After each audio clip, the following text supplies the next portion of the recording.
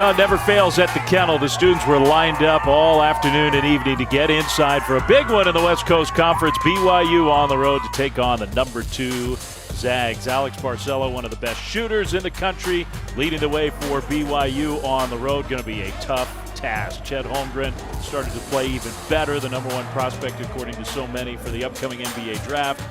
Maybe the preseason favorite for the Wooden Award. Drew Timme having another excellent season for the very talented Zags, the number 2 ranked team in the country.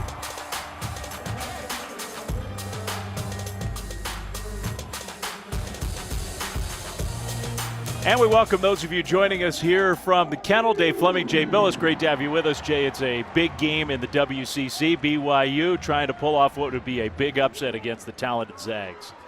Well, BYU has an excellent program and a very good basketball team, but it's going to be important for Mark Pope to get Alex Barcelo, his leading scorer, going. He's a great shooter that can find shots in a variety of ways, and BYU has to really ratchet up their defense, and their offense has to help their defense because they've got to keep Gonzaga out of transition. Gonzaga is an elite transition team. They're excellent in the half court, but they're much better in the open court. This needs to be a half-court game for BYU to win at Gonzaga. Well, the last time these two teams met was in the championship game of the WCC tournament last spring in Las Vegas. It was a great game. BYU also the last team to win inside the kennel. Of course, it's been a while. Gonzaga's won 60 consecutive games at home. Yeah, that starts to be a trend after a while when you win 60 straight. That means you're pretty good.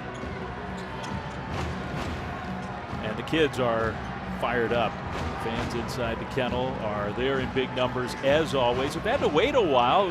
Gonzaga, they played a few days ago against Pepperdine, but they had to take a good long pause because of COVID issues within the program. So for Zags fans, they haven't gotten a chance to see their number 2 ranked team very often lately. And here we go. Chet Holmgren wins most tips. He's going to tap it back, and the Zags have the ball first.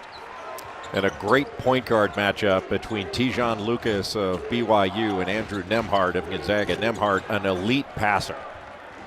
Yeah, he's gotten better as a shooter as his career's gone on. He had a good look there and missed the first shot of the game for the Zags. You mentioned the start for BYU, so important. Last year when they were inside the kennel, they got absolutely blitzed in the first few minutes. Holmgren altered that shot from Lohner, but the putback is good, and the Cougars have the first bucket of the night. Boy, Lohner with a really strong drive, but it shows Chet Holmgren. He is an excellent rim protector with his length and athleticism. Lohner also came away with a good defensive play, and he'll shoot the 3 on this end. It's good. He has really been struggling from 3, Dave, but Mark Pope called it today when we talked to him. He said, I know that Lohner is going to start hitting shots, and he knocked that one down with confidence. He had a little something to say coming into this game. There's Barcelo in transition, so BYU, the team running, and the Cougars have the first 7 points of the night. But BYU had talked about trying to survive the initial push of Gonzaga. That Gonzaga likes to jump out to big leads early, and here it is, the reverse, BYU jumping out to the early lead on the road. Yeah, the Zags, especially at home, they just feed off that crowd. The defensive intensity early in the game is often at a super high level. There's the first bucket for Gonzaga, and it's a sophomore, Julian Strother, who's really having an outstanding year. He's taken a big step forward. One of the most improved players in the country, an excellent guard rebounder. He was fantastic against Duke, had 20 points in that ball game in his hometown of Las Vegas. Tijon Lucas, transfer point guard, who's played well for Mark Pope's BYU team. As the Cougars work the ball on the perimeter. BYU maybe not quite as much spacing as they had last year. The shooters a little shorter in number. Barcelo had to just heave that one up, and that'll go down as a shot clock violation. There's the head coach at BYU in his 3rd year. And he's really done an outstanding job. 58 and 18 overall. Got to the NCAA tournament last year and had a lot of momentum going into that NCAA tournament. I mean, he feels like he's got the makings. Maybe, this year not quite as powerful of a team, but I think he feels like his program, Jay's in really good position going forward. And BYU doing a lot of switching to start this game. Lohner switching out on Nemhard, a little pullback dribble and shot. At least Lohner forced him into a tough 2 there. That was good defense by BYU. A jump ball, Mark Few. Of course, very few have had the success that he's had. 23rd season in Spokane, leads active coaches with that career win percentage, .835 last year. Got all the way to the national championship game. And the bar is so high now at Gonzaga. That's not just the goal. The goal is to break through and win their first one. They've got the talent to do it. Here's Strother again, and he knocks down his second bucket already. Really good patience on that out-of-bounds under by Julian Strother to vary his speed there and coming off those screens. Picked off his defender. Barcelo kept his balance, didn't fall down. And now a travel. The young freshman having to play big minutes inside. Fousseni Traore commits the turnover. Well, Traore is a good player now, just a freshman as you mentioned, but he is going to be a great player. In his last couple of games against Pacific and St. Mary's, averaging just under 11 points and exactly 11 rebounds per game over those 2. BYU lost 2 very good big men for the season with injuries. And so they're having to play some young players down low. Maybe wouldn't be playing these exact minutes. Lohner got beat by Drew Timme, who lays it in with a foul. Dave, you are not going to see many players, certainly big guys, that have the feel and the footwork of Drew Timme. He plays angles so well. And really, I think he's always open. It's just a question of the angle of the ball coming into him. But he can step out, set a ball screen, play pick and pop, and he's really good on short rolls to catch it without walking and still make a play. Oh, what a mistake. Lohner thought Barcelo was ready for the pass. They turn it over, and Strother knocks down the 3. Those are the mistakes against the Zags that are just tough to overcome. Yeah, every mistake against Gonzaga seems to get punished. And right now, Regier Bolton, the transfer from Iowa State, has started the game guarding Alex Barcelo.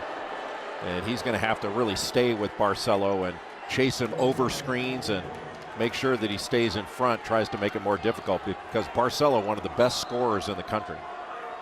Gonzaga's defense has, by the numbers, been very good this year. They're the 2nd highest scoring team in college basketball. Those points on offense can happen quickly. 10-0 run in the last minute plus. Barcelo found a little opening and hits the 3.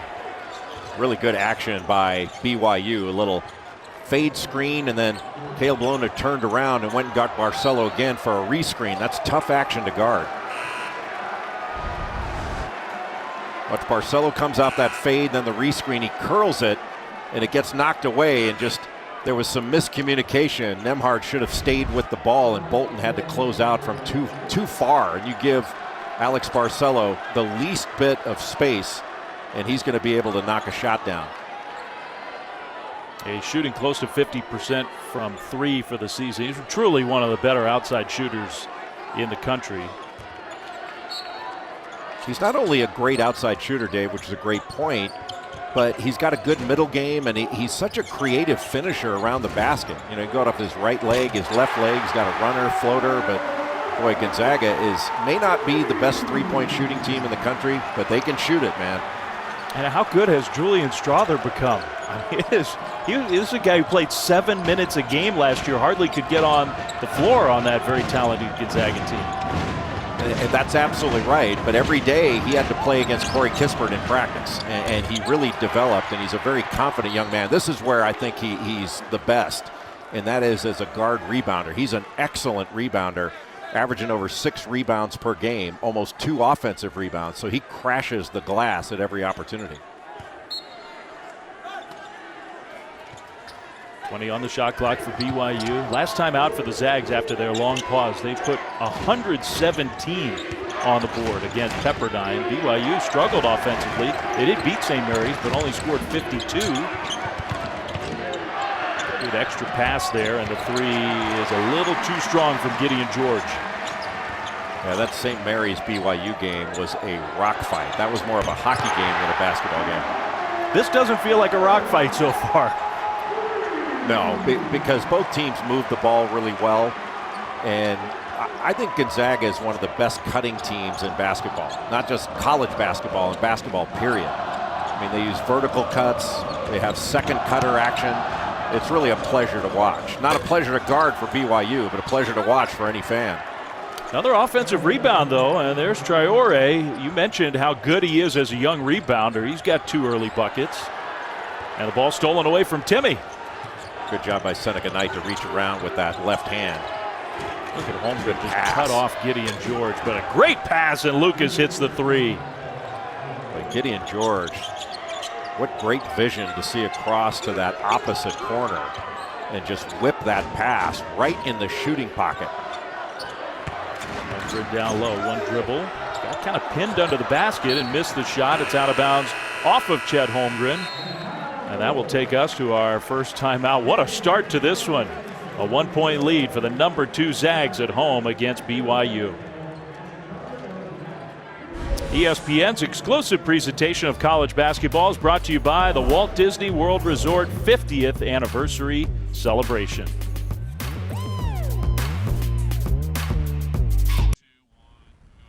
Well, we mentioned it last year in the West Coast Conference Championship in Las Vegas. Gonzaga, of course, at that point was still undefeated, had been playing just tremendous basketball, and they got challenged and pushed by BYU, and it took a great effort from Kispert, especially Jalen Suggs in the second half. Ultimately, Gonzaga pulled away, won the game by 10. The final score does not tell the story of that game, and the Zags once again were WCC Conference champions, but that's the last meeting, Jay, between these two teams. It's tough to beat Gonzaga. It's just they have so dominated not just this conference, but dominated just about everybody for years. Yeah, all others need to pick it up a little bit. 103-0. that is stunning. And you know, David, it's funny. There are so many people out there that would say, well, Gonzaga, they play in the West Coast Conference. Of course they're going to win games. But when they get out of the West Coast Conference, first of all, I don't agree with that. I don't think most reasonable basketball people do. But if you take that as being true, if you step out of conference play, they're just as good. I mean, they go to the tournament and they win against all comers. I mean, Gonzaga is one of the elite programs of the last 20 years, and I would put that 20 years up with any 20 in basketball history. And, look, UCLA, all that stuff, they're a remarkable program. Yeah, Alex Barcelo hits another 3. So BYU, look, this is a team, again, we told you they didn't even get to 60 last time out in their rock fight game against St. Mary's. They have come to shoot and score early in this one. They're hanging with the Zags. And Barcelo has to be aggressive. Don't look at that as being selfish. It actually helps his team the more he looks for his shot because he takes up so much defensive attention. That opens up things for his BYU teammates. Drew Timme, who does not shoot many threes, missed that one. Spencer Johnson in off the bench for BYU. Grabbed the rebound. Heck of a block out by Gideon George on Julian Strother. That was big time. So Gideon George doing some little things to help BYU in the early minutes, but that's an offensive foul. Alex Barcelo started his career at the University of Arizona. Gets a little ball screen here. Drew Timme playing more drop coverage, a little step back dribble, but he never lost his balance. I mean, his body balance is excellent. He moves without the ball so well, and he's always shot ready when he catches it. Great curl. Shot no good, but a foul. Gonzaga will go to the free throw line. So many of these Zags play with great feel. They read defenses really well. That time the defender trailing Strother, and he just curled that screen, but he cut so hard that it made it really hard to defend. First free throw no good. I think you make a good point about Strother and what he learned last year. I mean, we would talk to Mark Few last season about Julian Strother and the flashes he was showing in practice. They have too many good players. He couldn't get on the floor most nights. Three-quarter court pressure. Strother at the point of this 1-2-2. BYU handled it and found an open shot from the corner, but that 3 no good.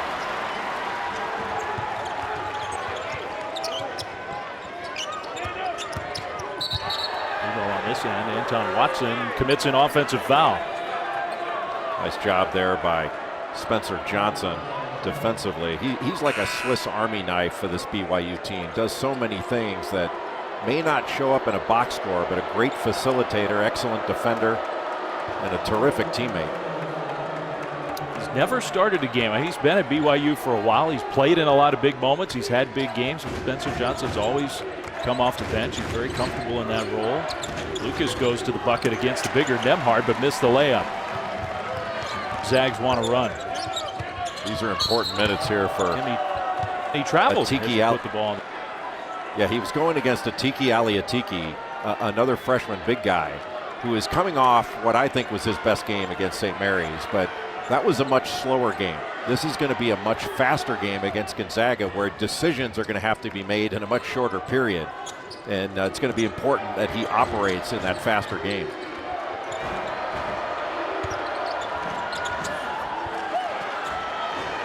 That's Lohner with the bucket. What a spin move by Caleb Lohner. And he was going against a really good defender, and Anton Watson just blew right past him. BYU with the three-point lead, and that lead evaporates with that one shot that rattles down. Well, you're going to have to absorb some punches against Gonzaga. They're going to score against good defense. The important thing for BYU is to be efficient on their offensive end. You have to score points against Gonzaga. You're not going to shut them out. Does that count as efficient? That was efficient. Tejon Lucas is such a good player. I watched him play at Milwaukee. He was 2 times All-Horizon, but he's even better against at BYU than he was at Milwaukee. Nemhard from deep, and he hits the three. Man, back and forth. What an offensive show on both sides in this first half. Gonzaga draws a double team in the post and kicks it out to an open shooter. Just smart basketball by the Zags. Watching Tejon Lucas, who's got the ball here as a freshman at Illinois before he made it to Milwaukee, and I thought he was a really good young player in the Big Ten. Three, good again. So difficult to guard in transition. Gonzaga will pass ahead. They are unafraid to pull the trigger on a three with just one pass, but that is awfully difficult to guard. You have to get back, flare out, and find people. Man, Julian Strother just having an incredible start to this game, Jay. Averages over 13 points per game. Had 12.7 rebounds against Pepperdine, but that's big time to pull up in transition with that kind of confidence.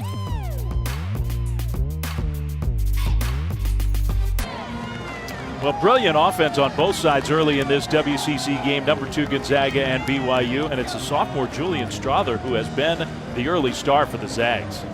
Strother has been razor sharp in this game. His passing, his cutting, and specifically his shooting. He's 5 of 5 from the field, 3 of 3 from three-point range. 1 off a relocation pass, 1 in transition. 14 points in the early going against BYU. Strother averages about 13 points and 6 rebounds. To say he's off to a great start is an understatement. I think in some ways, Jay, he's emblematic. You know, last year's Gonzaga team, I don't want to say it was a finished product, but there was so much experience on that team. Jalen Suggs showed up and he was ready to go, but the Zags kind of were who they were, and they played that way all year long. This Gonzaga team feels a little different. They have some room to grow. They do have room to grow. Strother is one of those, but I think Anton Watson continues to get better. He's on a hot streak. He's been playing extraordinarily well.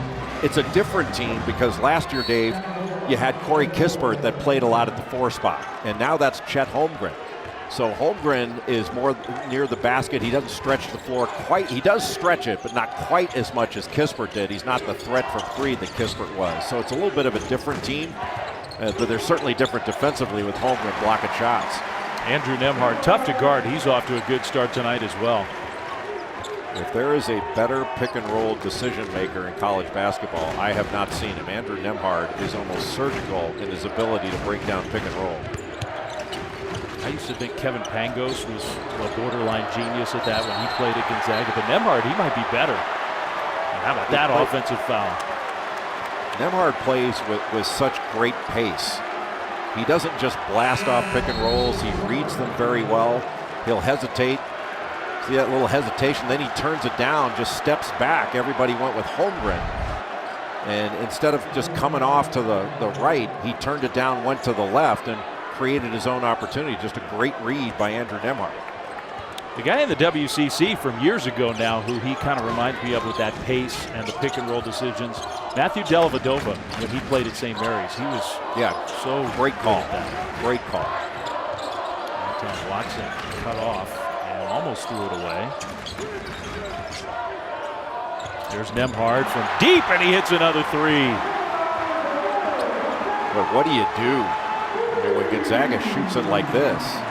They did a good job guarding the post, made it a difficult pass out. That was an excellent catch by Strother, and then Nembhard buries a three on you. Give him a little bit of space, and it's up. Well, the Zags scored 117 last time out there, on pace to better that here tonight. Long way to go, but still. It's just a beautiful offensive team to watch. It's really like watching a European pro team or an international team with the way they pass and cut.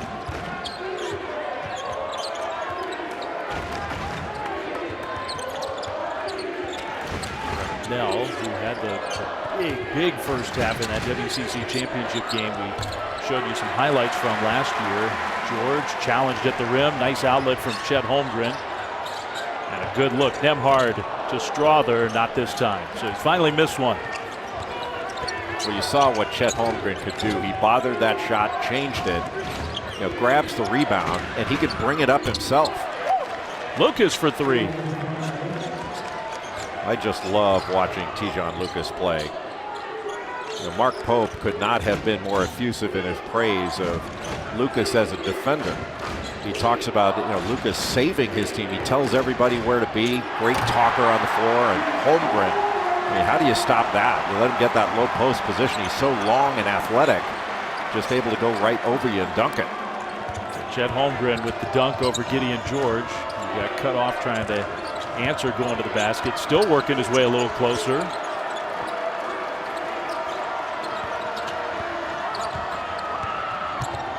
Good switch out to get a hand up. Nell was ready to shoot, I think, but he couldn't get a shot off.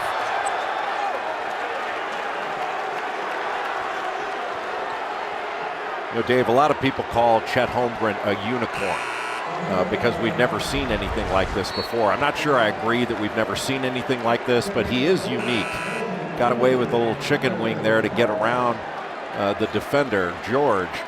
But that's a mismatch inside, and Gonzaga went right to that mismatch. But I tend to think that, I'm not saying he's as good or anything, but I think if Ralph Sampson played in today's game, he'd look a lot like Chet Holmgren with the way he plays. Because Sampson could step away. It's just back then in the early 80s when there was no three-point shot.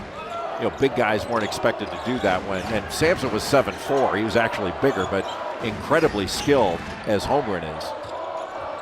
With a nice pass out to Nembhard, a little too strong. I love how on our graphic, #1 overall recruit, highest recruit in Gonzaga history. Well,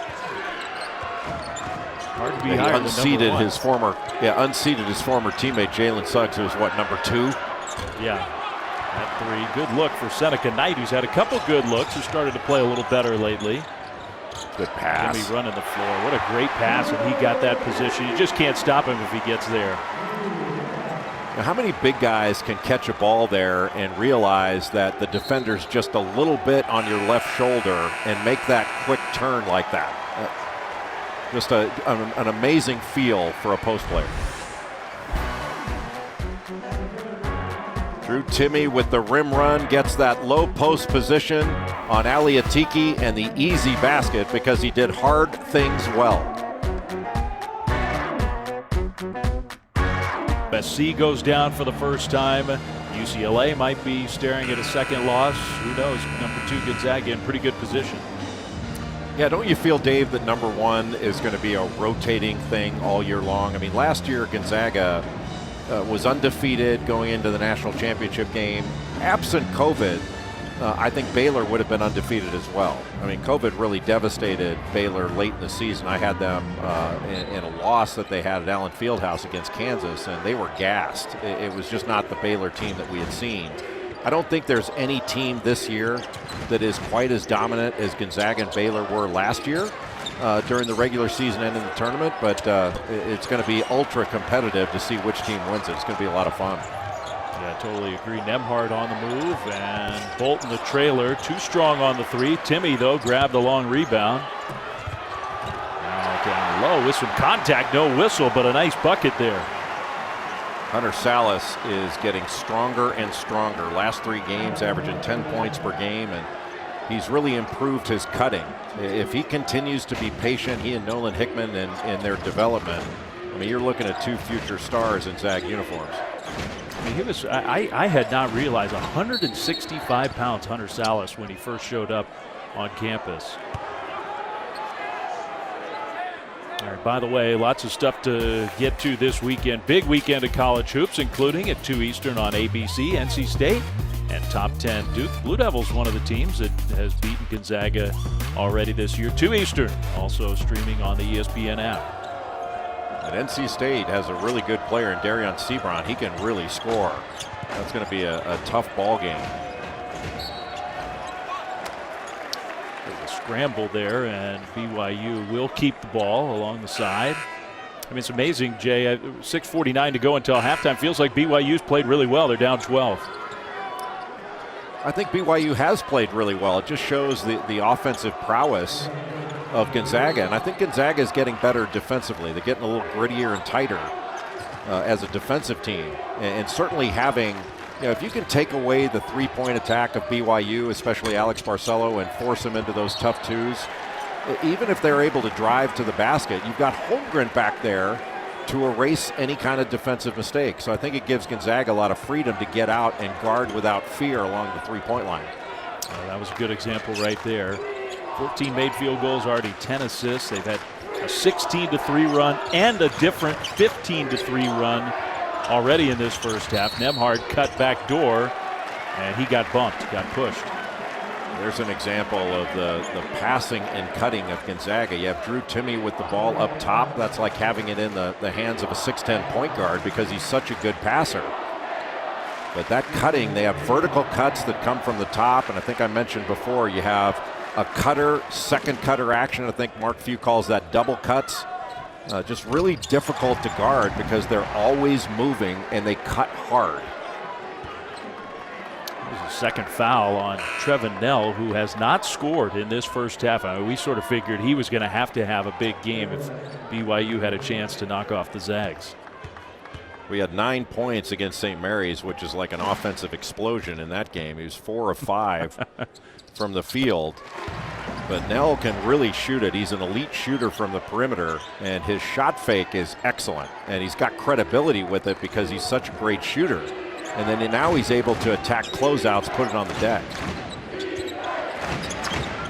BYU trying to stay in touch here with the Zags despite all the good things they've done. That's a 3 for George, way off the mark. Rebound Karams, and Barcelo had a good look, but he missed the 3.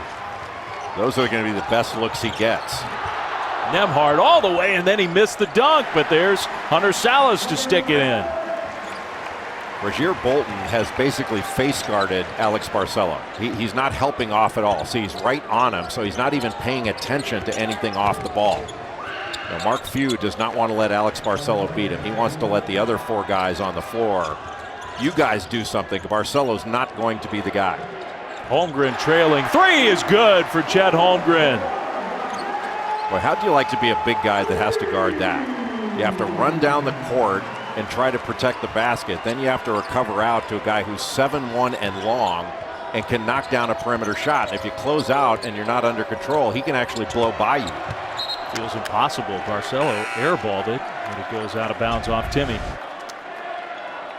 You know, Holmgren comes down as the player. Good job by Andrew Nemhard to get a piece of the paint. Then he just turns around, and Gideon George has to recover, not only stop the drive, but then recover out because Ali Atiki is under the basket trying to wrestle Drew Timme.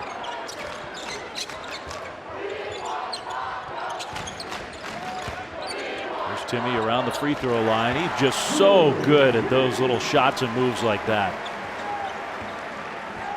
That's stuff you cannot teach. I mean, Drew Timme's got every move in the book, and an old school game. Very, very skilled.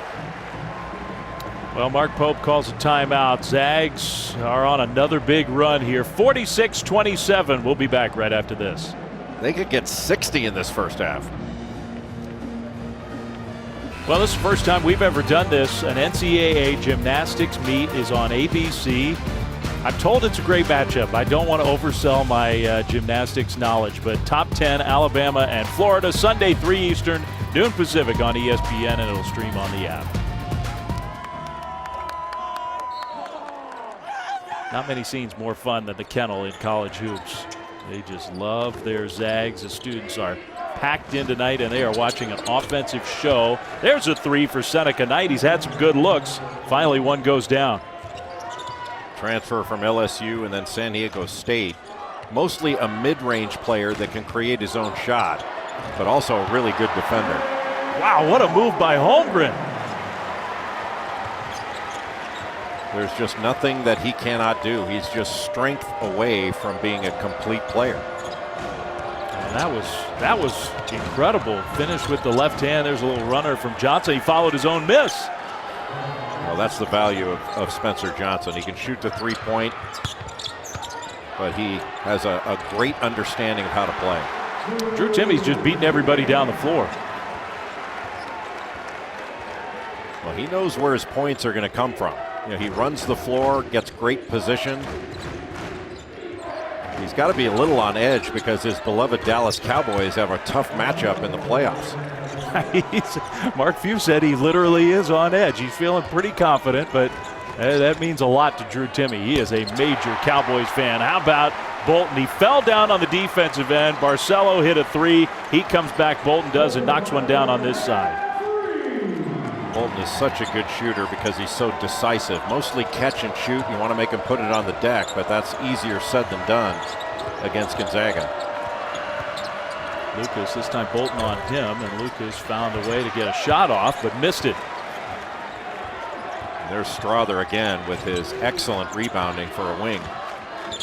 What a pass, my goodness. It was, and I thought it was going to get there. It got knocked away. Now a reach-in foul. Well, Chet Holmgren, Jay, he's already had some highlights. I'd put this near the top of the list in his young Gonzaga career. Spin move at 7-1, going up with the left hand. How do you stop that?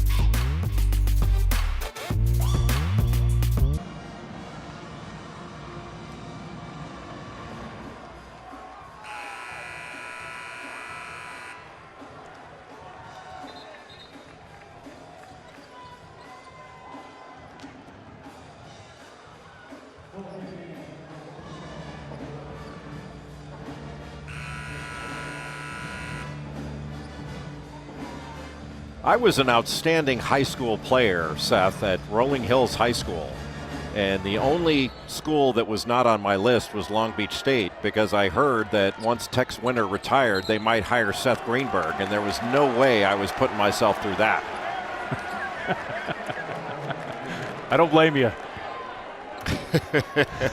Actually, Seth, two-time ACC Coach of the Year, is a great coach, as he often reminds me. Great coach, great in pass. studio, and a great pass. And Gonzaga on offense is just beautiful. That ball caroms out of bounds off of Strother, so BYU will have it. 2:39 to go until halftime. Dave, every time you watch Gonzaga play, you're reminded of what a magnificent job that Mark Few has done in building this program into a powerhouse. I mean, their development of players, not just the talent they recruit, because they get great players, but they develop those players. That was a heck of a shot over Holmgren by Aliatiki. But the development of players and the fact that they have patience in developing guys is really impressive. Yeah, the recruiting has obviously ticked up. He's always recruited well. In transition, Johnson open three, and it goes down, and who knows, maybe BYU make a little push here at the end of the first half. They're down 13, and Gonzaga wants a timeout. Yeah, Mark Few not happy with, you don't complete a play on one end, and then there wasn't the same sense of urgency to get back, stop the ball, and pick up shooters, and a terrific job not only to find Spencer Johnson, but Johnson to spot up on that 3-point line. I mean, BYU's 8 of 15 shooting threes in this first half. They're down 13, but they have shot the ball. They made 1 3 total last time out. They toughed out a win against a St. Mary's team that can make a game ugly, that can play at a very deliberate pace, and BYU found a way to win that game, but they only made 1 3. They made 8 in the first half tonight. Well, I think before the game, if we would have told Mark Pope, hey, with 2 minutes to go in the first half, you're going to have 40 points, shooting 45%, you're going to make 8 threes, he'd say, hey, I'll take that. But the problem is Gonzaga's put up 53, and they're shooting almost 67%. Well, Hickman in the game. There's Strother. Got cut off there. The ball kicked out of bounds. What did Mark Pope say to us today? He says, I've got 2 freshman big guys because, you know, my most experienced big guys, you know, Richard Harwood and Gavin Baxter, those guys are out for the season with injuries. And he says you're going against the presumptive #1 pick in the NBA draft in Chet Holmgren, and you're going against one of the leaders for the Wooden Award in Drew Timme. He's like, let's go. Those are the 2 big men you're talking about. Man, it pained Mark Pope to talk about, though. He cares a lot about those 2 players. He's bitterly disappointed for both of them. Gideon George, with a hand in his face, hits another BYU 3. Well, how impressive that BYU is continuing to play. I mean, they've just put their head down and continued to fight in this one to keep this to a 13-point game. A little wraparound for Timme with a foul. Boy, any pressure that he feels on his body, he's able to just turn the other way. And he's such a smart player. And I think Seth Greenberg mentioned it. The best footwork of any big guy in college basketball, just turns away from the pressure by Aliatiki and able to complete the play. Got the flex afterwards. He hasn't gone to the mustache yet. He hasn't done the mustache as much this year as last year. Maybe that's something in his game he really needs to develop. He is a big personality. He's a leader on this team. He sort of gives Mark Few all the feedback on how practices are going and what he thinks the team needs to work on. He is not shy, Drew Timme. And he's ridiculously funny. I mean, I can't remember whether it was UCLA where his defense, moving his feet, which has been something he's been working on the defensive end, he did a great job. And he's saying, I'm Rodman. You know, I'm Rodman. And I mean, the guy's constantly up, and just a fun guy to be around for his teammates, and never has a bad day. Now, you mentioned being a Cowboys fan. Mark did say, now if I schedule film session for Sunday, I got to schedule it around the Cowboys-Niners game, because Drew will not be happy if he's sitting in my office. In fact, he won't be sitting in my office if that game's going on. Yeah, that's something you do for your leading scorer. Nobody schedules practice for their 4th leading scorer around their favorite football team. You do that for your leading scorer. Gideon George, a second 3 for him. I mean, I echo what you said. It's amazing. Gonzaga's about to get to 60 in the first half, and somehow BYU's hanging around this game. But Gideon George is really starting to shoot the ball well. I mean, he struggled shooting it at the start of the year, but coming into this game, he was 11 of his last 24 from 3, and he's shooting it with a high degree of confidence. What a show this is. Barcelo found a way to flip it in. He got it poked away from behind, got the ball back, challenged the shot blocker, and made it with a foul. It was coming off a little double ball screen, and he wrapped around the first one, as you said, got the ball knocked away. But that's the shot-making ability of Alex Barcelo, his ability to make a shot off the wrong leg. And I mean, he left off his left leg there and still able to complete that play and get fouled. He's a big-time guard. Yeah, I think that's kind of the point you were making at the top. Was years ago, Alex Barcelo was pigeonholed. He's just a 3-point shooter. He stands outside and makes threes. He's a much more complete player these days. He just does everything. And he's seen every defense known to man that's trying to stop him. And tonight, in this game against Gonzaga, he's getting face guarded. So whoever is guarding Alex Barcelo isn't playing any help defense at all. And that is not an easy thing to deal with. Shot clock is off here. Zags are going to get the final look.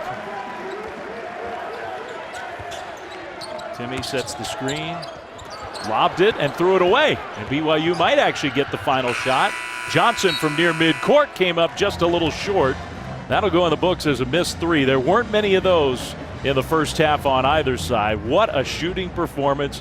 Both teams, Jay, made 10 from deep in the first half. Well, you love seeing this. Two terrific offensive teams. But Gonzaga 10 of 15, BYU sticking in the game because of their ability to knock down shots. And as we send it back to the studio, Dave, now we get to hear about Seth Greenberg's high school career. That'll take about 3 seconds. Cannot wait. Well, we get ready to start the second half in Spokane. BYU and Gonzaga. Man, it's been a fun environment inside the kennel and a lot to cheer about. 61-49. The score at halftime. Dave Fleming, Jay Billis. The offense was great, Jay. The three-point shooting was just spectacular. You know, Dave, if you got 23s in a game between the two teams, in a 40-minute game, we talking about the fantastic shooting. We had 23s combined in this first half. 20 of 33 for BYU and Gonzaga. Just an offensive explosion from the perimeter. Gonzaga putting up over 60 points. They allowed 49. That's the most they've allowed in the first half all season long. And then the last two first halves, BYU and Pepperdine, Gonzaga has scored 123 points. That's pretty efficient offense. Incredible. So the Zags, and despite all that, I mean, BYU, you got to give the Cougars some credit for hanging around. BYU will have the ball to start the second half. Still a game, down 12 as we start the second half. Yeah, that's a good point, Dave. BYU showed a lot of fight to keep this game to 12 points. And if at the start of the second half you can get a score, a couple stops, then all of a sudden the complexion of this game changes and Gonzaga plays with a little more game pressure. Barcelo kind of weaved his way around it, found an opening, hits the three. Got the switch, and Chet Holmgren had to switch out on him. He was given a little bit of space so he wouldn't get blown by. And Barcelo just able to step back and knock down that three. That's a big shot to start the second half. A single-digit lead, and the three from Holmgren misses badly. BYU trying to run a little bit, ball knocked out of bounds. Trevin Nell was wide open on the left wing, but Andrew Nembhard read that pass almost like a defensive back or a free safety and was able to get a hand on it. Barcelo went to the bucket.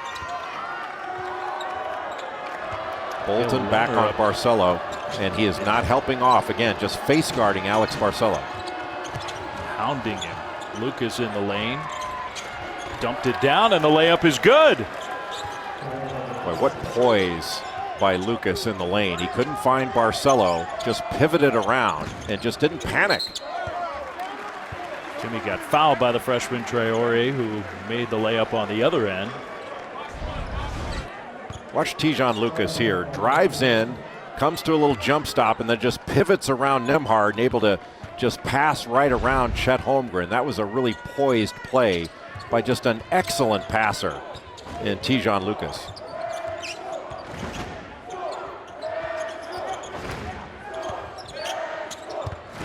Nembhard down low. They lost Holmgren, and he just dunked it home.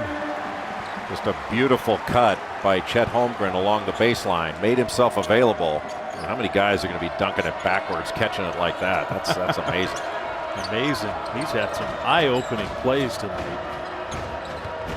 Traore makes his move against Holmgren. Kind of got pinned there. Got the shot off. Ball still alive, but Bolton comes away with it. Well, give Bolton a lot of credit. He stayed with Barcelo on that little screen for the screener action. Barcelo set a little cross screen and then got the down screen. Bolton fought through all of it. Really good defense by Rajier Bolton. Can I give Bolton some credit for something else, Jay? You can give him credit for whatever you want. He had a 4.0 GPA. The grades just came in from the fall semester. He's a grad student in organizational leadership, a 4.0. That's pretty good. On a 4-point scale, I assume. Sometimes the scales get moved around a little bit, but on a 4-point scale, that's pretty good. Another great pass, an excellent catch and finish by Drew Timme. His hands are just so good. To the Lead back to 11 for the Zags. There's Lucas against Holmgren, who cut him off. Bolton right in the face of Barcelo, who got a shot rejected by Holmgren. He saves it in. Bolton with the hustle, and here comes Demhard. The lead pass, Strother up and in. Well, what team in America makes more layups than Gonzaga? And their half-court offense in transition, and that was a spectacular play by Holmgren. Holmgren moving his feet. Lohner came up way short. Nemhard, that quick flick of the wrist. The extra pass. Strother a little bit short on the three. Boy, Gonzaga didn't get a bucket there, but that pass ahead was big time. Great move by Lucas. Another big time pass, and Timmy lays it in. It's like playing the old time Celtics. You lay it in on one end, and then Gonzaga lays it in on you on the other. I mean, they score layups, as you said. They score buckets without dribbling so often. I mean, you see them, they don't have to dribble and they get a bucket. And the hard part about that is how hard you have to run. And Gonzaga will run. Lohner makes a shot with a hand in his face. Timmy, spin move, scores again. There's that feel again. Lohner was playing off him a little bit, gave him a little bit of space, and didn't give him body-to-body contact where he could spin off of it. Still, he's able to get all the way to the rim. Traore, the freshman, that is not the strength of his game, but he got away with that one. It's out of bounds off of Holmgren. Once the ball goes through the net, Gonzaga immediately inbounds it and looks down, and Drew Timme just running the floor, getting ahead of everybody to lay it in. And Drew Timme in the post, talk about great feel. Here's that footwork, little spin move, shot fake, and goes up. A little bit of contact, not enough for a foul, but still finishes the play. He's just a big-time low-post player. Barcelo off the rim, rebound. Strother had it out of bounds, and it's off of BYU. So that takes us to a timeout. Gonzaga 71-58, second half lead. Well, a full slate of college hoops for you on Saturday, and it all starts with a great SEC showdown. Number 22 Tennessee, number 18 Kentucky at Rupp. Get your afternoon started with the Vols and the Cats, 1 p.m. Eastern on ESPN and the ESPN app. Jay, I think you'll be there, right? I will be there, jonesing for soft serve ice cream at Rupp Arena and watching Oscar Tshiebwe get every rebound. I mean, John Calipari tells his team, if we don't turn it over and get a shot, it almost doesn't matter if you make it because Oscar will go get it. I mean, the defensive rebound and the offensive rebounding, if there's a rebound to be had, he's getting it. Nemhard to Timme out of the timeout with a foul. Boy, does that pick and roll offense. Nemhard didn't even use the screen. He just refused it and hit Timme on the short roll with that little pocket pass. You know, that's just beautiful. And Spencer Jones trying to take away. You really have to force him into that screen and make him use it. And that's obviously part of their game plan, is to keep away from the screen. But Nemhard refuses that thing and still able to thread that needle. And Drew Timme is going to catch everything you throw at him. He made the free throw. That was one of the parts of his game, coming back to play another year at Gonzaga. He was focused on improving free throw shooting. He gets so many opportunities. Those are free points for him. He's going to spend a lot of time at the free throw line. BYU is really trying to spread the floor. Trying. They have a couple extra shooters out there now, but the shot clock winding down. Johnson had it stripped away. Now we get to see the 7-footer bring it up. Holmgren to Timme. Timme lays it in again. Gideon George was there to try to take a charge, but Timme had the agility to slip right past it and lay it in. 23 points. He's 10 of 11 from the field. Nice pass and the dunk. Drew two defenders, and boy, Atiki Ali Atiki is going to be a really good player. Those two big guys, they may be undersized, but they're long and they're really athletic and active. And they're just being forced to play earlier than Mark Pope expected, but you do figure that at some point this experience is going to lead to even bigger growth. A long three, short, long rebound for BYU.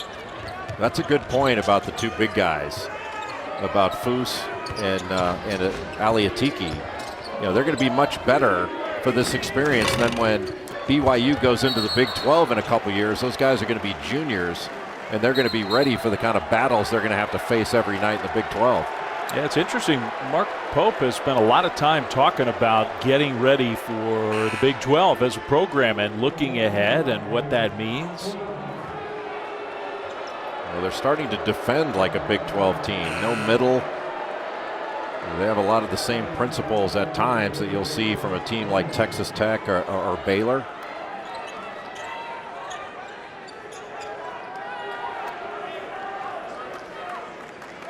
Speaking of Baylor, part of that full Saturday of college hoops at home against Oklahoma State, 5 Eastern on ESPN on Saturday.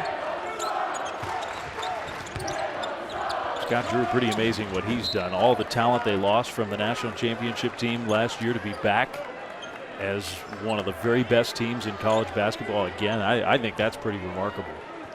It's an incredible story.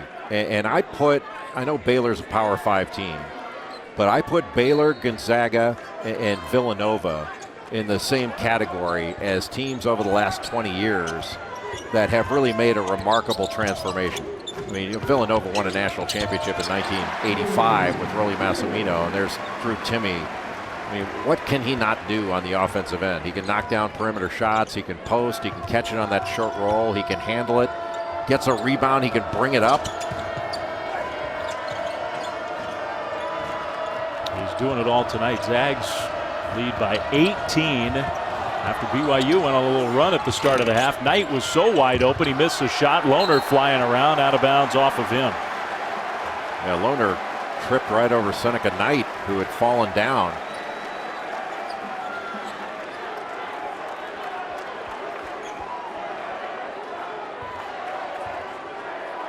Wouldn't you have to put Caleb Lohner on the best hair team? I would put him on there. I would. That is quite a coiffure. Is that the way you pronounce that, coiffure? Yes, I think that's an alternate pronunciation at worst. I used to say haircut, but it doesn't sound as good.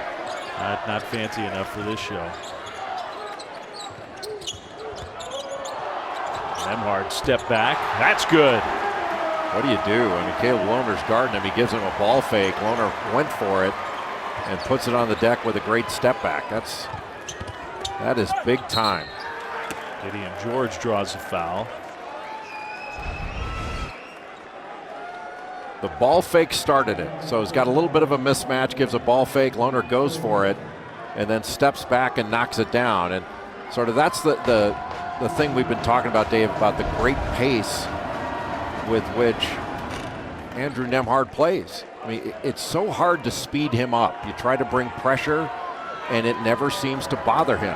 And when he was at Florida playing for Mike White as a freshman, you know, there are a lot of people that scouted him. You know, he talked to other coaches in the SEC, and they'd say, boy, he really needs to learn how to play faster. And maybe that was true. Maybe he did need to play faster, but at the pace Gonzaga plays, he can play as fast as he wants, but you can't speed him up from the pace he wants to go at. Great backdoor cut. Strother will shoot free throws. Well, you think that Julian Strother might be coming off for a handoff, and then he just immediately cuts hard backdoor and is wide open. Just a great pass, but a fabulous cut. A little high-low action. So you're looking at Timme. He's occupying his defender. And then Watson hits him with that pass. Anton Watson is a really good passer for a big guy. Well, he's a good passer for anybody. I don't know why I denigrate big guys by qualifying that. He's just a good passer. Been lots of great big guy passers over the years. Anton Watson had a nice game last time out. He's been playing, but he's been pretty quiet tonight overall. Yeah, I think Mark Few wants to continue to see Anton Watson be more assertive on the offensive end. How many teams in the country would Anton Watson start for? And he's coming off the bench for Gonzaga. Lucas no good. Yeah, Mark Few was telling us, look, he's shooting much better in practice. His shot's gotten so much better. We like to see him shoot the ball a little bit more. That's Hickman down low there. That shot will go down most of the time. Watson just dunks it home. Well, Hickman is just blossoming. What a great competitor he is. Got a little Nigel Williams-Goss in his game. Good call. He sure looks the part, Nolan Hickman, the freshman from Seattle, playing across state in Spokane. He and the Zags are up big.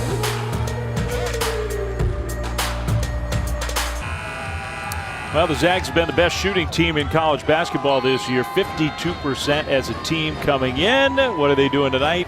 They're shooting 70% as a team almost halfway through the second half. Remarkable. Remarkable is the right word. I mean, Drew Timmy's 11 of 12 in this game. He's got 25 points. And it's been a relatively easy 25 points, or at least he's making it look easy because of the work he does in order to get open, to get angles, and just his ability level. But it's just fun to watch a team that'll share the ball and they pass and cut like that. It's a beautiful offensive team to watch. I mean, BYU fans aren't enjoying it as much as maybe other people, but you have to respect the way Gonzaga plays at the offensive end. And I think they're becoming a better defensive team overall as well.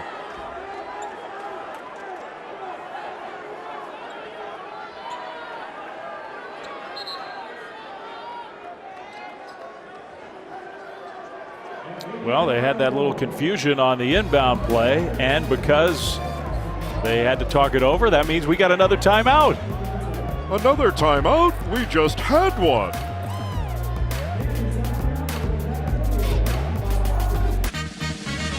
BYU Gonzaga, one of the big games this year in the West Coast Conference. BYU came ready to play.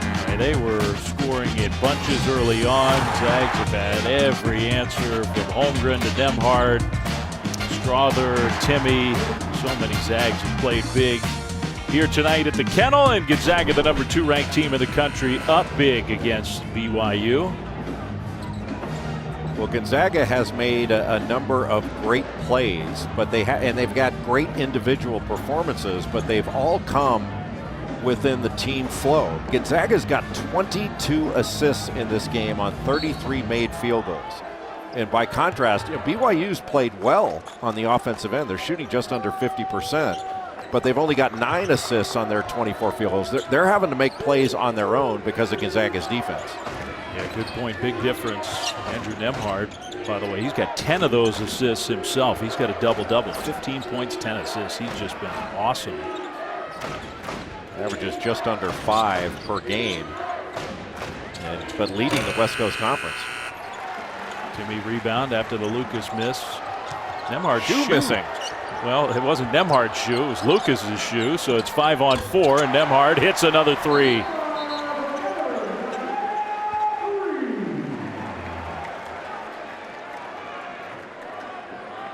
That drives coaches crazy. I think they look at the player and said, "Will you tie those things?" Looks like he just got a flat. That was the whole John Wooden thing. I mean, part of it was, I guess, not getting blisters, but you came to UCLA, you're a high school All-American, you're thinking you're going to learn high-level basketball. The first thing you learn is how to put your socks and shoes on. Something that you would hope most players would have mastered by that level, but apparently John Wooden didn't think so. Well, I could understand why he had to teach Bill Walton to do that, because he was wearing sandals his whole life growing up in San Diego, going to Helix High School. Shoes? What are shoes?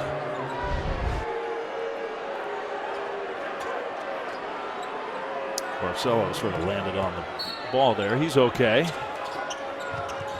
Gonzaga's got 87 points on the board. We still have 11 minutes to go in this game. It's 61 at halftime. Lohner 3 is good. Boy, it's good to see Caleb Lohner knock down three-point shots. Mark Pope told us today he can really shoot, and he's so active and such a hard worker.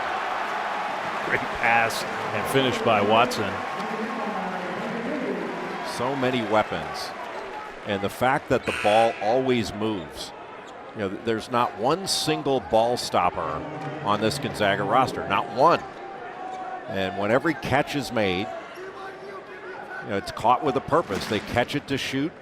They assess the defense. They don't catch and assess. They catch and do something with it. And to me, that's a culture thing. I mean, that's you got to give the players a lot of credit as individuals, but that's how Gonzaga plays ball. You come to the Zags, that's how you're going to play. Yeah, and I think both these coaches, Dave, you and I talked about this off the air, but it's so refreshing. Another terrific rebound by Traore. Yeah, it's so refreshing to see two coaches in Mark Pope and Mark Few. That another great pass. What a cut by Watson right down the middle of the lane. But both of these coaches coach their teams hard. I mean, they hold their teams accountable, but at the same time, they're very respectful of their players as competitors and as people. And how many coaches have you heard talk about their players like Mark Pope talks about his? He respects his guys. He loves his guys. There's Nembhard who will dunk it home. They're going to get 100 with 8 minutes to go in the game. They are. I mean, this is a stunning offensive performance by Gonzaga. I mean, it's not and like BYU can't a good play. Team. They're a good team.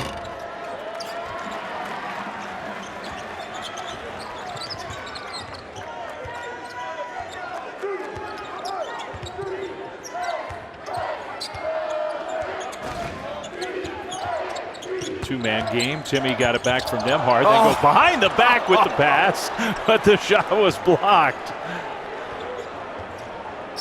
Wow. Well, he threw a pass against Pepperdine the other day, which was ridiculous in transition. Just a one-handed bounce pass to Julian Strother, I believe it was, right in rhythm. And that's just a next-level pass off the cut by Hunter Salas. He didn't complete it, but I think they should give Drew Timme an assist just for throwing that pass. So good. I think Drew would approve of our jam-packed January with Super Copa, Australian Open, Cardinals-Rams on Monday, the first Monday night playoff game we've ever had, UFC 270, and a whole lot more in the month of January. And Dave, I believe Super Copa in Spanish means Super Cup. I was I didn't know you were bilingual semester as well. Yeah. I think I butchered that one the other day, so I kept it simpler this time. George comes up short. Now he's open for three. Gideon George, no good. Holmgren with the rejection, and it goes out of bounds off the young freshman.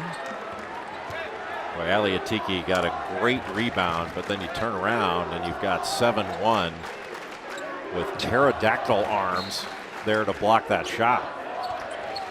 I mean, he's been overshadowed tonight. He's made some spectacular plays on both ends.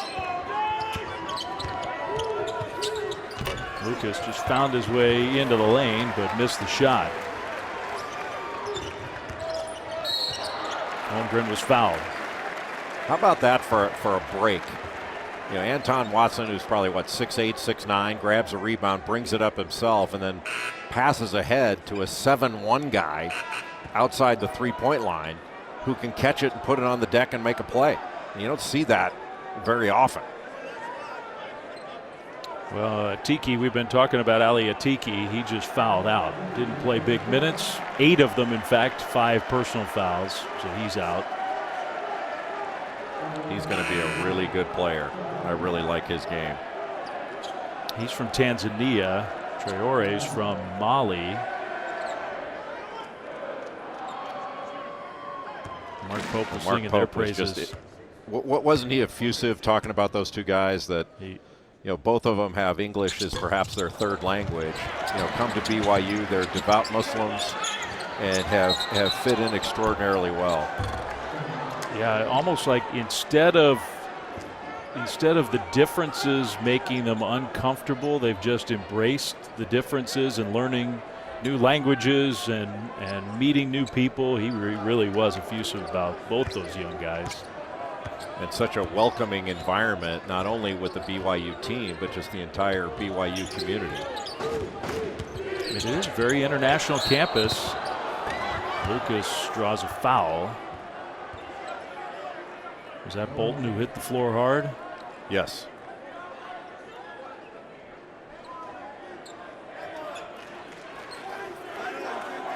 Bolton's done a nice job in this game defensively.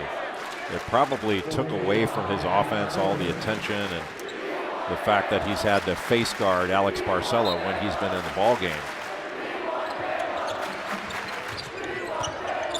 Another remarkable thing about Mark Few's program, I mean, he's done such a good job of integrating high school recruits, big-time recruits, developmental players, and use the transfer players who have thrived in Spokane. Another rejection for Holmgren, but a whistle and a foul. So that takes us to a timeout. 7-5. Didn't you say Gonzaga was going to be at 100 by the 8-minute mark? I was off a little bit. Yeah, just 6-minute mark.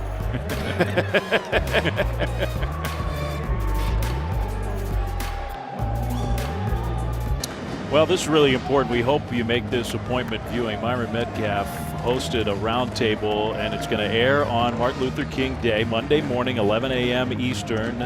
And 4 incredible coaches talking about MLK's impact, Dr. King's legacy on their own leadership style, all kinds of issues. Great program, 11 a.m. Eastern on ESPN2. You know, Myron Metcalf, one of the fine journalists, not only at ESPN, but just in the business, period. Those are 4 very powerful voices in the game. That's going to be a fabulous discussion. An important one, as BYU will inbound the ball.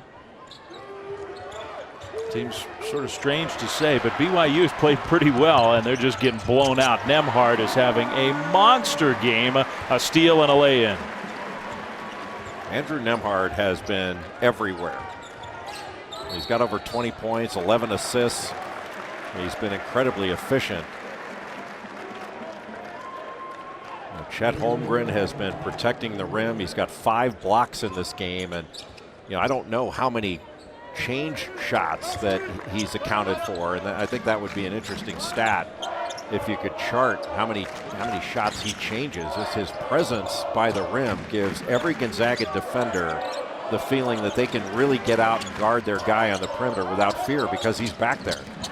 Drew Timme throws another one in. He's 12 for 13 from the field. He's got 27. Well, you talk about poise, Dave. I mean, he had a double team come to him, faced up, gave a little shot fake, and the double team kind of dissipated, and then he's able to make that shot. That is not an easy shot to hit from that little short corner spot. This one is a little short from Gideon George, and here comes Nembhard and company. And you have to Great think that bounce Holmgren pass. affected that shot. I think he did. And the Nembhard to Timme connection again. But he's got it all. Runs the floor, makes great catches. That is not an easy catch to make in transition. Does a little dance at the end. Chest bumps, fist bumps, but still has not gone to the mustache. He's an example of one of those players who came to Gonzaga. I mean, he was big-time high school recruit, but he sort of had to wait his turn. Now, he played a lot as a freshman, but was not typically a starter that year. Learned around some talented players. Now, when you hit 100 in the kennel, do the fans get a chalupa or a taco or something? What's the promotion? They've got to get something. Yeah, they got to 100 with a long way to go. And Drew Timme went 13 for 14 shooting tonight and got to 30 himself with that free throw. He missed a 3. Lohner against Holmgren with a foul. Boy, what a strong move by Caleb Lohner. Well, he's got a motor on him. He just plays hard all the time. And that's not an easy finish. Plus, there is a resemblance, don't you think? I do, especially in the eyes. And I'd like to thank our production crew for showing that above the shoulders and not below. Very important. Yeah, the David can be studied in several different ways. He's got that classical look, Caleb Lohner. same chiseled body. I think he can jump a little higher than David could. That wouldn't sell David short. He pulled a pretty big upset. That is a fact. He did. This would have been a big upset. Gonzaga's sprinting towards their 61st straight home win. I still think BYU, Gonzaga's got to go to Provo. They'll have 19,000 people there. And we saw what they did against the Zags in the WCC. It's a different BYU team this year, but I still think they can push Gonzaga if they get to see them 2 more times. I don't think there's any question. I mean, BYU can play with Gonzaga. They ran into a buzzsaw in this one. But that Marriott Center is a difficult place to play. What a great cut by Spencer Jones. One of the loudest games I've ever witnessed in person was the Zags in Provo 2 years ago, Mark Pope's first year, when Gonzaga was number 2 and BYU knocked him off. It was incredible. Watson just right over the defense. I actually played there in high school at a tournament called the BCI back in the day. How'd you play? I played great. And my teammates and I went bowling, and we called it the PBA, the Provo Bowlers Association. Were you a good bowler as well? No. No. Yeah, that looks like.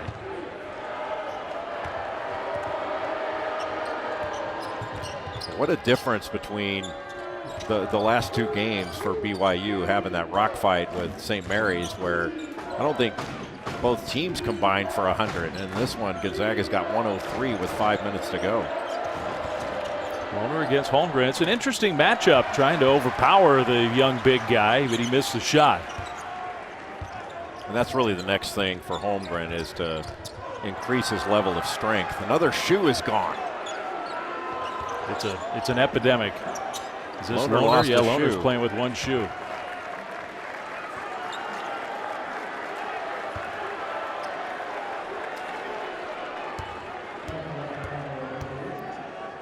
And he lost a high top. The last shoe loss was kind of a 3/4. That's a high top going off. Might need to have a little remedial lesson in Provo when the Cougars get back home. And when the coach complains about you tying your shoes, say, Coach, I can tie it as tight as I want. If I'm that quick, I'm going to step out of these things once in a while. Well, Gonzaga's going to start to go deeper into the bench. Holmgren will take a seat. I was really impressed with Chet Holmgren tonight. I mean, there's been a sense, Jay, in a weird way, but I mean, part of it just the anticipation of the #1 ranked recruit, that somehow his freshman year has been disappointing so far. I don't know to whom, because he's been terrific. Watson, and then Salas throws it down. There you see the athleticism of Hunter Salas. He's from Omaha, Nebraska, McDonald's All-American, coming off a 13-point game against Pepperdine. And the one thing that he doesn't do yet is he's not a terrific perimeter shooter, but the Gonzaga staff has been breaking down his shot. They've refined it, and he's becoming more and more confident as a shooter. But this is the unselfishness. The pass by Bolton, the finish by Hunter Salas, and Gonzaga is scoring at will.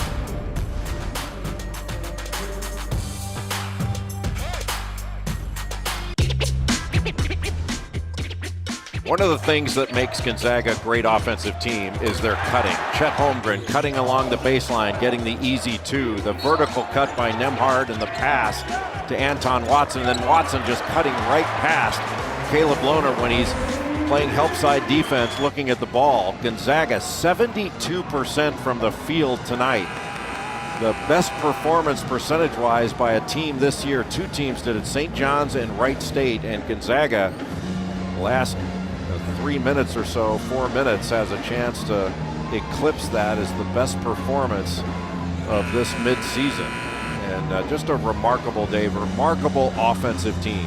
Schematically, they're technically sound, unselfish, great passing team, but their cutting is next level. That's why I say it's like watching a European pro team play with the way they pass and cut and all their schemes. I mean, this is a rivalry conference game. This isn't some non-conference, schedule a win a couple days before Christmas and put 120 on the board. This is an offensive performance against a team that was very motivated to come to Spokane and pull off an upset. Ben Gregg, number 33 in the ball game, and Matthew Lang, a lefty who's from Portland, Oregon. Yeah, chance for those guys to get some meaningful minutes here. Nell floater came up short, and Anton Watson grabs a rebound. Here's Lang. Ben Gregg, who's got the ball now, kind of amazing. Last year, in the COVID year, with his high school season sort of shut down, he just graduated early and joined that undefeated Gonzaga team basically as a high school kid.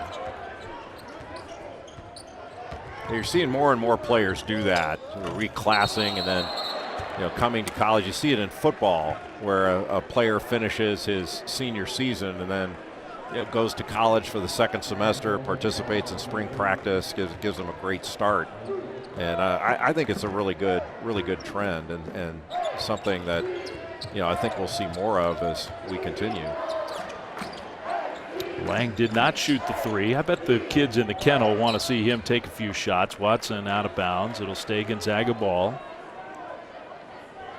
Well, if Lang scores, one of the things you'll see is the bench will go crazy. Because one, they know Matthew Lang's a really good player. He's just playing behind a ton of better players.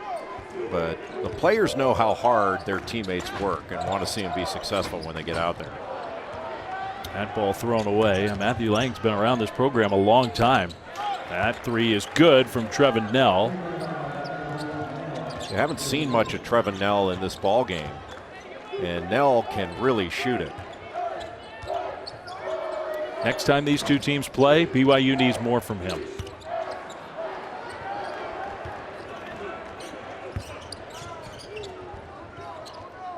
It's going to be an interesting year in the West Coast Conference. I mean, look, it's going to be hard for anybody to challenge Gonzaga, but there is a chance. The WCC has never had 4 teams in the NCAA tournament. And right now, as it stands, they would have a real good chance of getting 4 teams into the tournament. It is a talented league, the WCC. Yeah, BYU's a tournament team. They're going to be in the NCAA tournament. San Francisco under Todd Golden, they've got really good guards. I mean, Jamari Bouye is a really good player. And then St. Mary's, I saw a lot of the Gales out in Las Vegas for the Maui Invitational. And it sounds odd to say Maui Invitational in Las Vegas at the same time, but because of restrictions on the islands, it was played in Vegas. And they gave Wisconsin all they could handle in that final game. Yeah, Wisconsin looks like one of the best teams in the country right now. Salas with the layup good. Wisconsin had a really good win over Ohio State at the Kohl Center. And in a game where Johnny Davis did not have his best stuff, but Tyler Wall was magnificent. Wasn't that interesting how you were talking about those other teams in the WCC? San Francisco had a game or two postponed. They picked up the phone, called Loyola Chicago, really good program, really good team, and they scheduled just an impromptu non-conference game. They met in the middle in Salt Lake City and played a game this last weekend. Don't you love that where coaches have the mindset of we'll play anybody, anytime, anywhere? It's not prevalent anymore. That's sort of the John Chaney philosophy of, hey, man, let's lace them up and play, and if somebody beats us, fine. But players want to play in big games. And look, every game is important. Every game on your schedule is important, but not everyone's big. And the players want to play in big games. And I say, hey, play more of them. And Mark Few believes that too. He wants to play in as many big games as he can. Yeah, I agree with you. That's a big game, sneaky big game in the ACC. NC State and Duke on Saturday, 2 Eastern, 11 a.m. Pacific on ABC. It'll stream on the app. NC State went in to Louisville and absolutely drubbed the Cardinals.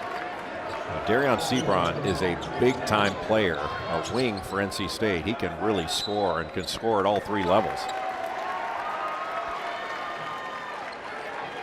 Gonzaga is going to get Hickman out of the game. Is that Joe Few who checked in? I think that's Joe Few. Joe Few. Guess where he's from?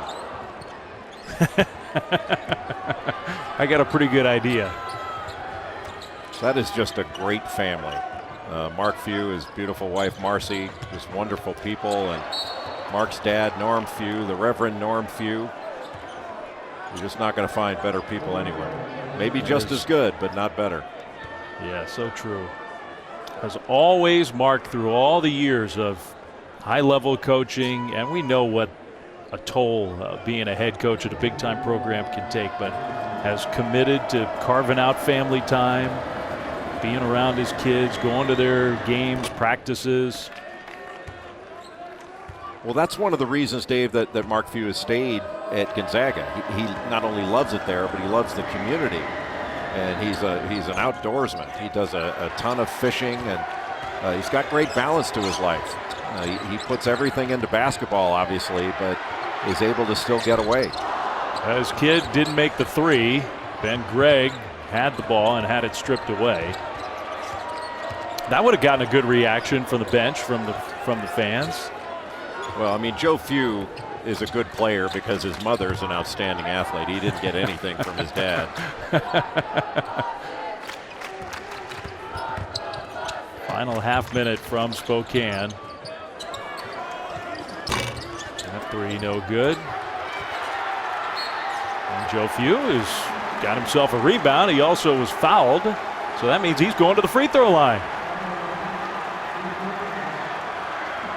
Another area where he eclipses the old man is hair. That is quite some salad he's got up there. Impressive. He's got great hair. Now, I don't believe he has scored yet.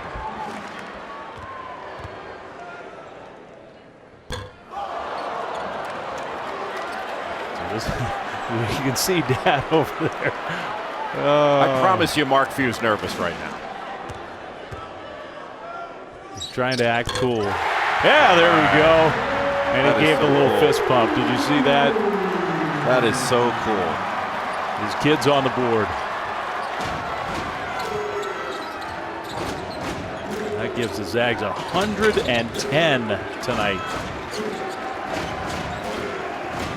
What an offensive performance by Gonzaga. Just beautiful. That's fun basketball to watch. I enjoyed it, Jay. Always a pleasure, Dave. Two good teams, one really good team. Man, the Zags, 69% field goal shooting, the best of any team in any game all season long. And yet another coach that can post up Mark Few. That list is pretty long. The coaches that can beat him, that's a much shorter list.